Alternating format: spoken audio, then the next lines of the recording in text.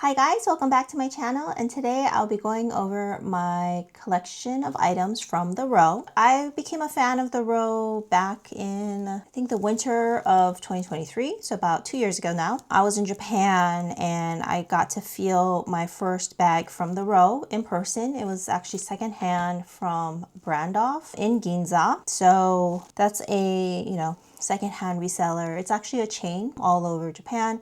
They tend to have a little bit higher prices, and the bag that I felt was the Row Park Tote, the medium one, just like this one, but it was black. But back then it was really hard to find bags from the Row, especially like the Park Tote and the Margos. And so I bought it, even though it was only like $200 off of retail, and it was like super worn. But the Row has been popular in Japan for quite a few years now. I would say they were into it first. I think it was trendy in Japan first, and then it, started picking up speed in the US, in the last several years. But I mean, if you watched Japanese YouTube, influencers there have been talking about the row for, 5-6 years, even more. And I don't think the row was really as popular here back in 2020. So that was the first time I got a row bag. And then since then, I've been kind of buying the row items here and there. Most of them have been secondhand, with the exception for a couple of items. A lot of people don't understand the value of the row, and I get it because the items are so plain and simple. But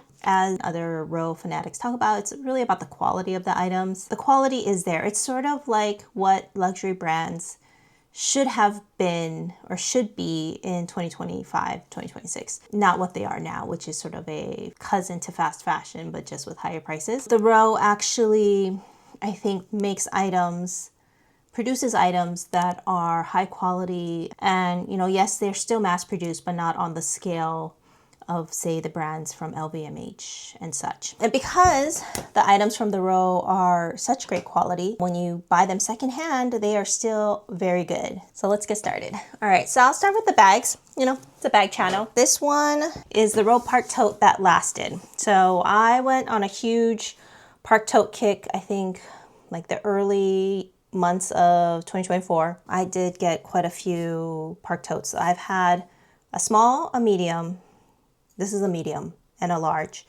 Actually, I had a small and a large, and I had like 3 or 4 mediums. I had a black grain leather medium. I had a lighter beige grained medium. I had a beige smooth leather, and then I got this one. And this one is actually the only one that I bought brand new. This one came from Saks, but this is in the color, I think it was called Cognac, but it's sort of like a redwoodish color. Inside, I do have a Zumoni organizer, and this is actually for the Hermes in the Loop 23. Found that it does fit. I highly recommend getting an organizer if you can, because without it, you will start seeing, do you see that like slouch on the corners here? Well, that's just going to get worse with age. Already, it's not great here, but I mean, this bag is 2 years old almost, so not terrible. And it is one of my most used bags. Granted, I do have a lot of bags that I rotate through, so, my quite a bit might not be the same as other people's, but for me, I used it quite a bit. So yeah, I mean, even with the organizer, you can see that there's still a little bit of a slouch, especially on this corner here. But this side here looks pretty good, and this is actually the front. It's hard to tell because the real embossing is not with foil. I think by the end of 2023, they still had foil embossing for the row letters, but then by 2024, they've all become just embossed without the foil. And the inside is a suede, and it does come with a leather drawstring that you can use to close, but I never use it. And I've seen with older, well-worn Park Totes, if you do use it a lot, it will just come off. For me, this is pretty much a forever bag. I really love it. The leather is beautiful. It feels so nice. Luckily, this color doesn't show the stains and dark, wear and tear as much, but I can definitely see some darkening in the corners and on the edging here. If you're interested about the Park Tote, even though I feel like the trend for that has kind of died down now, go check out my blog post. I talk about the small, medium, and large.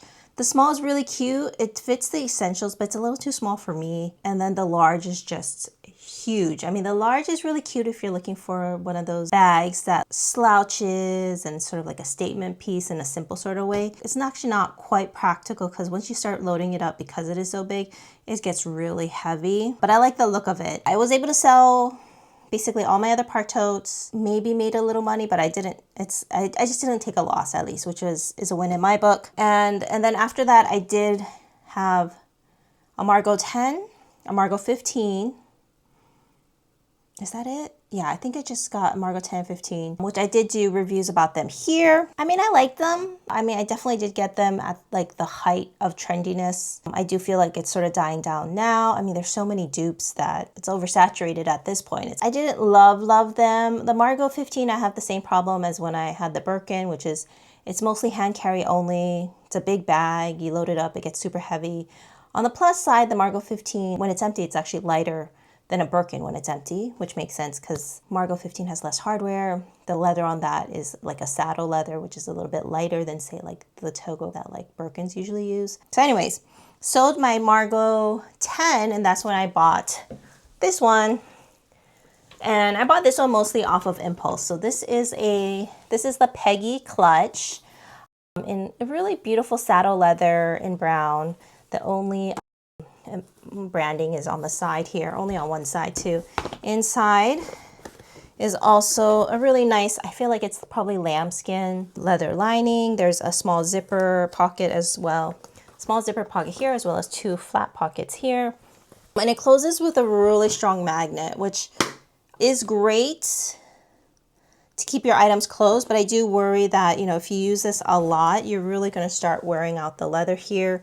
It's probably not going to age that great, especially if you're using it all the time and it just constantly opening, closing. I barely use this bag. I think I maybe used it twice, maybe 3 times. It is quite delicate. And as a clutch, you know, if you have long fingernails and you're constantly grabbing here, you are going to totally scratch up this area, which is great that it does have a strap.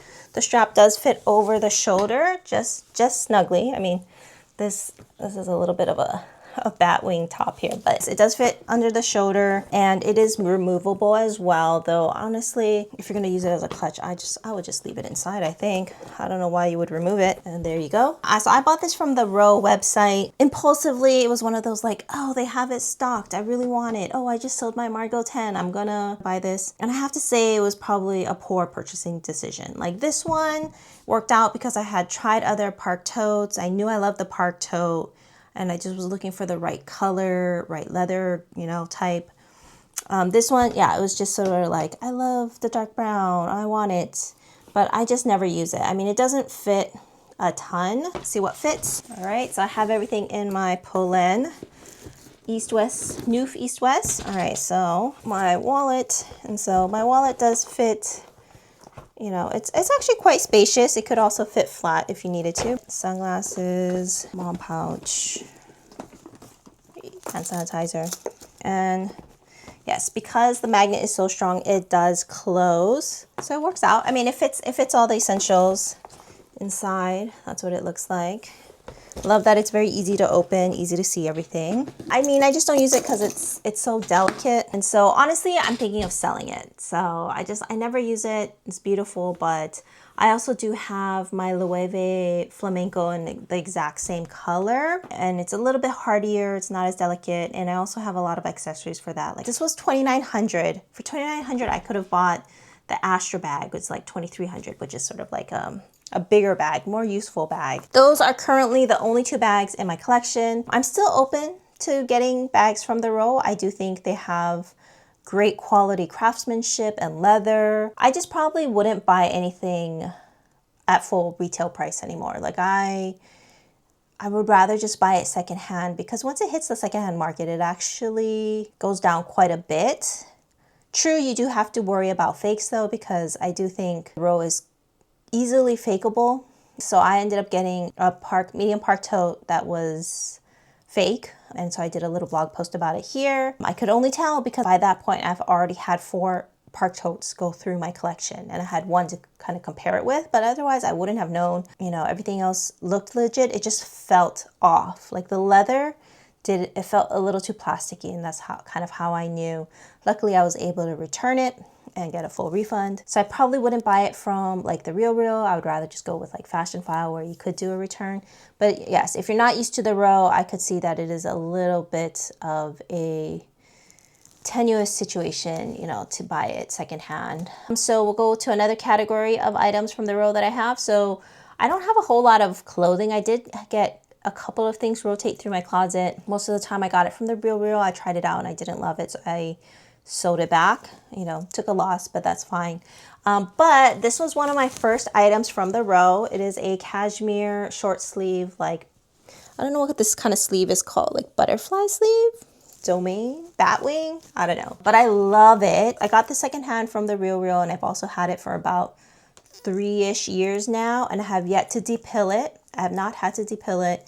I mean, I've worn it fairly frequently. People are like, you're paying crazy prices for cashmere from the row, but it's sort of like Hermes cashmere. Like it'll never really pill unless maybe you're wearing it daily and it's, you know, going through the wringer and stuff. But you know, normal wear and tear, it stays pristine, feels beautiful, looks great. And I understand why people will splurge for the sweaters. Personally, I will not pay full price. It's just, there are secondhand ones out there. For the clothes, you will have to go through the Real, unfortunately, because Fashionphile doesn't do clothes. But yeah, so this is actually the only thing that's left in terms of sweater, but I do have a coat. So this is my coat from the row. It is sort of like a scuba texture. I don't know what you call it. It's not cotton. Inside is lined with silk, which is gorgeous. Let's see. So this is, body is viscose, polyamide, and elastane, and the lining is silk. So it is sort of like that scuba type. I got this on sale last year, maybe the year before. It works out for California winters because sometimes it's not that cold. You could just layer a sweater underneath. I did get it in a large so that I would be able to layer it, but it's, for me, I'm 5'4". This is actually quite long. It's basically a full length coat, and I did do a review on it, so you can check it out here. But I was somewhat influenced by Neela Majula when she did her YouTube series of how to get the row look, you know, what are some key pieces. For her, it kind of started with the coats, like that's sort of a key piece. And I agree, like the coats at the row, gorgeous. They do their full length coats really well. Got it on sale, $9.95, I think from like Neiman Marcus or something. It was like one of their last items. This is a keeper for me. And then last but not least, I will go to the thing that I have the most of from the row. All right, and here it is. I don't know if you can see, but these are all the shoes that I have from the row. So I have 5 pairs of shoes. I did get them all secondhand from the Real. And yes, I sanitized them before I wore them. But I think one of the things the row does really well, in my opinion, are shoes. You can tell a quality shoe pretty quickly, you know, with both comfort and how long they last. Getting them secondhand is a great deal because not only are they very well priced, so the value is there, but you can also see like how do they wear. My favorite pair are these flats right here. I've worn these a ton. Actually, you know what? I probably need to take these to a cobbler soon. I don't know what they're called. It's like satin bow something, but I've gotten many a compliment with these shoes. They're so versatile and they're super comfortable. I do have wide feet and a high, what is it called? Vamp. So my foot kind of rises high. So it's hard for me, especially with luxury shoes. I always find them very painful. And so I would say the row is the only luxury shoe brand that has really worked for me. So I got the black ones and then I got these white ones for the summer, which I also love. These don't have the bow, but these are all 100% leather. I would have to say though, if you do get shoes from the row, you need to get them the thing on the bottom because they are quite slippery without them. Luxury shoes, they just have that straight leather outer sole. But you know, the nice thing about getting them secondhand is sometimes someone has already done them for you. And that, you know, is another like $60 savings. These I love. I'm actually eyeing a suede pair because I like these so much. You know, it's just a small kitten heel, but they look super cute because of the pointed toe and then, you know, the bows. Again, you know, I guess I like that theme. This one's all leather. The white version is sort of more like a mule. These are also covered. These are a little bit more pointy, but they look really good under like a wide pants. And then these are boots that I'm sure, you know, you've seen at some point. These are probably my most worn, but the leather is gorgeous. The shearling is really nice. In general, I highly recommend their shoes. They wear really well. They're They're made really well. But I do have to say, I think they run a little small. So I'm usually like a size 8-ish. And then, I mean, these are Italian sizes. So I guess, you know, Italian size, it kind of translates to 39. But usually I'm like, in that case, it would be a 38.5. But I am a solid 39 when it comes to shoes from the row, which works out since now I know my size. I can just order them off of the RealReal. And, you know, they do take returns as long as it's not 40% off or more. So there have been a couple of shoes that I've tried that haven't worked. But for the most part, shoes from the row work out really well for me. So anyways, that is it for my collection of the row. It's fairly small but mighty. And actually, after Hermes bags, things from the row is my second biggest collection, I guess you could say. And you know, when it comes to Hermes, like I don't use their shoes, I don't wear their clothes. I just collect their bags, mostly the vintage ones. So you know, when it comes to an all-around sort of like closet staple, I would say the row has really worked out for me for the most part. So anyways, yeah, that's it. Thank you guys so much for watching, and I hope to see you guys in the next one. Bye.